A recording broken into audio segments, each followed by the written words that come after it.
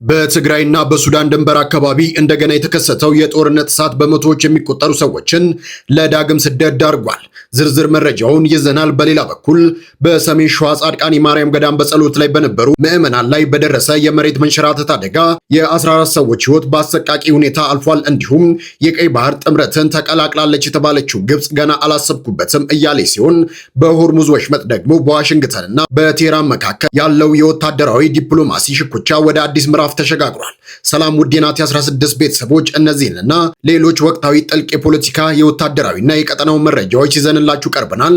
ይህንን ቪዲዮ ላይክ፣ ሼር፣ ሰብስክራይብ በማድረግ አብራችሁን ቆዩ። በምዕራብ ትግራይ በሸረሪና አካባቢ በኢትዮጵያ የፌዴራል ጦርና በትግራይ ኃይሎች መካከል የተከሰተው አዲስ ግጭት በመቶዎች የሚቆጠሩ ኢትዮጵያውያንንና የቆሰሉ ተዋጊዎችን ወደ ሱዳን ድንበር እንዲሸሹ አስገድዷል። በሐምዳየትና በአልሐሻባ በኩል የሚያልፉ እነዚህ ተፈናቃዮች ገና ከ2012 እስከ 2015 ዓ.ም የነበረውን አውዳሚ ጦርነት ጠባሳ ሳይሽርላቸው ነው ዳግም የስደት መንገድ የጀመሩት። በድንበሩ አቅራቢያ የሚኖሩ ነዋሪዎች ከባድ ፍንዳታና የተኩስ ድምጽ ሲሰሙ እንደነበርም ገልጸዋል። የትግራይ ህዝባዊ ነጻነት ግንባር የፌዴራል መንግስቱ ትልቅ የእግረኛ ጦር ጥቃት ፈጽሞብኛል ሲል ሲከስስ፣ አምነስቲ ኢንተርናሽናል እና የተለያዩ የሰብአዊ መብት ተቋማት ግን የሁለቱም ወገኖች አካሄድ አሳሳቢ መሆኑን ይገልጻሉ። የቀጠናው ፖለቲካ ውስብስብ፣ በውጭ ኃይሎች እጅ የተጠለፈ ይመስላል።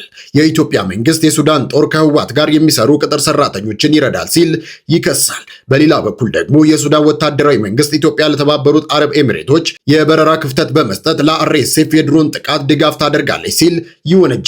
አቡዳቢ ክሱን ብትክደውም ሁሉም ወገን የጦርነቱን እሳት የሚያጓጉዘው በራሱ መንገድ ሆኗል። አምነስቲ ኢንተርናሽናል ባወጣው መግለጫ በትግራይ ዳግም ያመረቀዘው ውጥረት ነዋሪዎችን ለአዲስ የሰብአዊ መብት ጥሰት እንዳይዳርግ ስጋቱን ገልጿል። ቀደም ሲል የተፈጸሙ የጦር ወንጀሎችና በሰብአዊነት ላይ የተፈጸሙ በደሎች ሳይመረመሩና ተጠያቂነት ሳይሰፍን የተባበሩት መንግስታት ድርጅትና የአፍሪካ ህብረት የአጣሪ ቡድኖች የሥራ ጊዜ አብቅቶ በመውጣቱ ምክንያት በሀገሪቱ የፍትህና የምርመራ ሂደት ተዳክሟል። ይህን የባሰ የሚያደርገው ደግሞ ባለፉት ጥቂት ወራት በትግራይ ክልል ውስጥ የሚገኙ ባለስልጣናት ነፃ ሚዲያዎችን ከማፈን፣ ዜጎችን በግዳጅ ወደ ጦርነት ከመመልመልና የመንቀሳቀስ ነፃነትን ከመገደብ ጋር የተያያዙ አፋኝ እርምጃዎችን መውሰዳቸውን የሰብአዊ መብት ድርጅቶች መመዝገባቸው ነው። የክልሉ ተቃዋሚ ፓርቲ የሆነው ሳልሳይ ወያኔ ትግራይ ባወጣው መግለጫ ሰላማዊ ውይይቶችን ወደ ጎን በማለት የወጣቱን ደም ለፖለቲካዊ ስሌት የሚገብሩ ኃይሎችን በጽኑ ኮንኗል።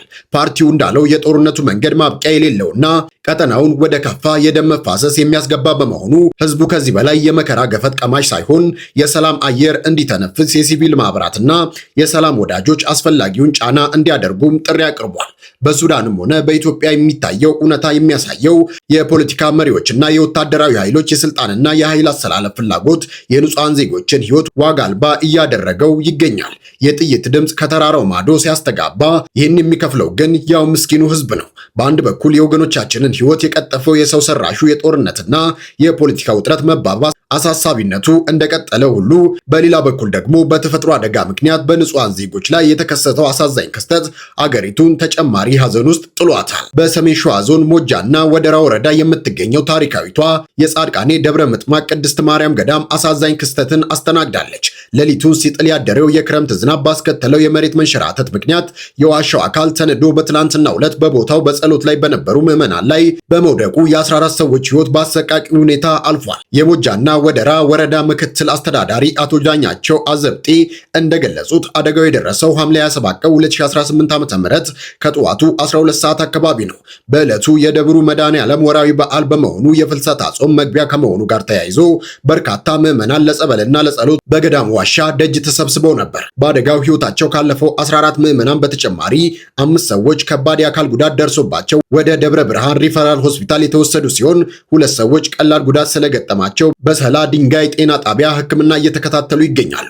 የወረዳው አመራሮችና የጤና ባለሙያዎች አደጋው እንደተከሰተ በቦታው በመገኘት አስክሬን የማውጣትና የተጎዱትን የመታደግ ጥረት አድርገዋል። የሰሜን ሸዋ ሀገረ ስብከት ሊቀ ጳጳስ አቡነ ቄሌሜንጦስም በስፍራው በመገኘት ለነፍስ ጸሎት ፍትሐት በማድረግ ላይ ሲሆኑ ላዘኑ ወገኖች አባታዊ መጽናናትን ለግሰዋል። ምንም እንኳን የወረዳው አስተዳደር አካባቢውን በመከለል ተጨማሪ ስጋት እንደሌለና ቀደም ሲል በቦታው ተመሳሳይ አደጋ አጋጥሞ እንደማያውቅ ቢገልጽም ወቅቱ ከባድ ዝናብ የሚጥልበት የክረምት ወቅት በመሆኑ የበርካታ ወገኖችን ስጋት ሙሉ በሙሉ ሊቀርፈው አልቻለም።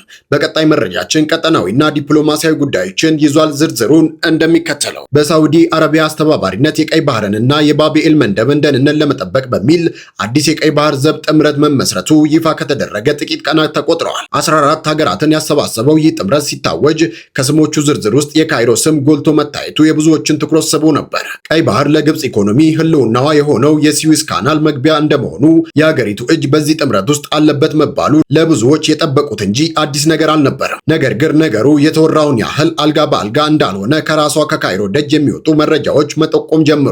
የመንግስት ልሳን የሆነው አልሐራም ጋዜጣ ከፍተኛ የውጭ ጉዳይ ሚኒስቴር ባለስልጣናትን ጠቅሶ ባወጣው ዘገባ ግብጽ አሁንም ቢሆን የዚህ ጥምረት አካል ለመሆን ገና አልወሰንኩም ማለቷን ይፋ አድርጓል። እንደ ባለስልጣኑ ማብራሪያ ከሆነ አገራት በጋራ በወጡት መግለጫ ላይ የግብጽ ስም ስለሰፈረ ብቻ ነገሩ አልቋል፣ ካይሮ ወጥመድ ውስጥ ገብታለች ማለት አይደለም። ማንኛውም የጦር ኃይል ተሳትፎ ወይንም ከድንበር ማዶ የሚደረግ ወታደራዊ ጥምረት ከመጽደቁ በፊት የራሱ የሆነ ጠበቅ ያሉ ህጋዊና ህገ መንግስታዊ መንገዶችን ማለፍ ይኖርበታል። ይህ ማለት ደግሞ ጉዳዩ በግብጽ የተወካዮች ምክር ቤት መመርመርን እንዲሁም ከሀገሪቱ ህገ መንግስትና የውስጥ ህጎች ጋር መጣጣሙ ማረጋገጥ፣ በተጨማሪም ከሁሉም በላይ የሀገሪቱን ብሔራዊ ጥቅም አደጋ ላይ አለመጣሉን በሚዛን ላይ ማስቀመጥ ይጠይቃል። ይህ የካይሮ እግሬን ላውጣ አላውጣ እያሉ የማንዛዛት አካሄድ በወታደራዊና በፖለቲካ ተንታኞች ዘንድ ሁለት አይነት ትርጉም እየተሰጠው ይገኛል። በወታደራዊ መስክ ግብጽ ያለ እኔ ውሳኔ በቀይ ባህር ላይ ምንም አይነት እንቅስቃሴ ሊደረግ አይገባም የሚል ቀጥተኛ መልእክት ማስተላለፍ ስትፈልግ፣ በሌላ በኩል ደግሞ ከሳውዲና ከአካባቢው አገራት ጋር በሚደረገው የፖለቲካ ድራማ ውስጥ የራሷን የድርድር ዋጋ ከፍ ለማድረግና የበላይነቷን ለማሳየት የተጠቀመችበት የዲፕሎማሲ ስሌት ሊሆን እንደሚችልም ይገመታል። የዓለም አቀፉ ማህበረሰብና የአካባቢው ሀገራት ጥምረቱ በሙሉ ጥንካሬ ወደ ስራ ይገባል ብለው በተስፋ እየጠበቁ ባሉበት በዚህ ወቅት ግብጽ ገና ህገ መንግስቴን ላላምጥበት ማለቷ የጥምረቱን የወደፊት ጉዞና ተግባራዊነት ጥያቄ ውስጥ የሚጥል ሆኗል። ካይሮ በእርግጥም መደበኛ የውስጥ አሰራሯን እየጠበቀች ነው ወይስ በውስጥ በኩል ሌላ የሚደራደሩበት ካርድ አዘጋጅታለች የሚለው ጉዳይ ወደፊት የሚታይ ይሆናል። በዓለም አቀፍ የባህር መስመሮች ላይ የሚታየው የኃይል አሰላለፍና የዲፕሎማሲ ሽኩቻ ከቀይ ባህር ባሻገር በሆርሙዝ ወሽመጥም በሀያላኑ ሀገራትና በቴህራን መካከል የሚደመጡት ተቃራኒ መግለጫዎች የቀጠናውን ነባራዊ ሁኔታ ይበልጥ ውስብስብ አድርገውታል። በሆርሙዝ ወሽመጥ አካባቢ የሚታየው የፖለቲካና የወታደራዊ ትኩሳት ወደ አዲስ ምዕራፍ እየተሸጋገረ ይመስላል። በዋሽንግተን እና በቴህራን በኩል የሚደመጡ መግለጫዎች ደግሞ የጉዳዩ ውስብስብነት በግልጽ ያሳያሉ። በአንድ በኩል የኢራን የውጭ ጉዳይ ሚኒስቴር ቃል አቀባይ እስማኤል ባጋይ ቴህራን ከአሜሪካ ጋር ምንም አይነት ድርድር እያደረገች አለመሆኑን በይፋ ተናግረዋል። ይሁን እንጂ ከኦማን ጋር በመተባበር በሆርሙዝ ወሽመጥ ውስጥ የመርከቦችን ደህንነት የሚያረጋግጥ ጊዜያዊ የባህር መጓጓዣ መስመር ለመዘርጋት እየሰራች እንደሆነም ተገልጿል። እንደ ባጋይ ገለጻ ውይይቱ በዋናነት የመርከቦችን መንቀሳቀስ ማመቻቸትና ለባህር መንገዱ አቅጣጫ የሚሰጡ አገልግሎቶች ክፍያን የተመለከተ እንጂ የአሜሪካን እገዳና ጥቃት እስከቀጠለ ድረስ በወሽመጡ ያለው መሰረታዊ ሁኔታ አይለወጥም። በሌላ በኩል ደግሞ ከዋሽንግተን የሚወጡ ዘገባዎች የተለየ ምስል ያሳያሉ። የፕሬዝዳንት ዶናልድ ትራምፕ አስተዳደር የውጭ ጉዳይ ሚኒስትር ማርኮ ሩቢዮ ከቴህራን ጋር በሆርሙዝ ወሽመጥና በኒውክሌር ጉዳዮች ላይ ስምምነት ላይ ለመድረስ የሚያስችል ንግግር እንዳለ ሲገልጹ ይደመጣል። ሩቢዮ በጠረጴዛው ላይ ጠንካራ የመደራደሪያ ሀሳብ መኖሩን እና ስምምነት ላይ መድረስ እንደሚፈልጉ ቢናገሩም ከኢራን የፖለቲካ ስርዓት ጋር መግባባት ጊዜ እንደሚወስድ አልሸሸጉም። በዚሁ መሃል ወታደራዊ እንቅስቃሴዎች አልቆሙም። የአሜሪካ ወታደራዊ ማዕከላዊ እዝ ራሴን ለመከላከል በሚል የኢራን ሚሳኤል ማስወንጨፊያዎችንና ፈንጂዎችን ለመቅበር የተንቀሳቀሱ ጀልባዎችን ኢላማ ያደረገ ጥቃት መፈጸሙን አስታውቋል። የስምምነቱ ጥረት የኒውክሌር ጉዳይና የቀጠናውን ጂኦፖለቲካ ያካተተ በመሆኑ ይበልጥ የተወሳሰበ ሆኗል።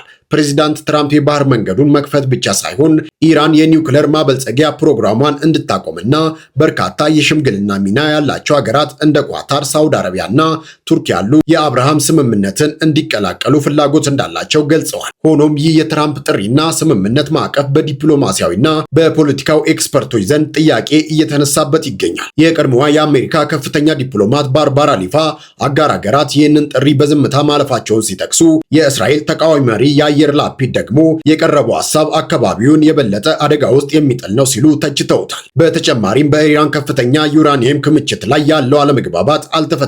ኢራን የሀገር ውስጥ ማበልጸግን ለተወሰነ ጊዜ ለማቆም ፈቃደኛ ብትሆንም ክምችቱን አውጥታ ለሶስተኛ ወገን አሳልፋ ለመስጠት አለመስማማቷ በዋሽንግተንና በቴህራን መካከል ያለው ርቀት ገና ሰፊ መሆኑን ያሳያል። የናት 16 ወቅታዊ መረጃዎቻችን እነዚህን ይመስሉ ነበር። የቻናላችን ቤተሰቦች ያልሆናችሁ ሰብስክራይብ በማድረግ እና የደውል ምልክቷን በመጫን አዳዲስ መረጃዎችን በፍጥነት ማግኘት ትችላላችሁ።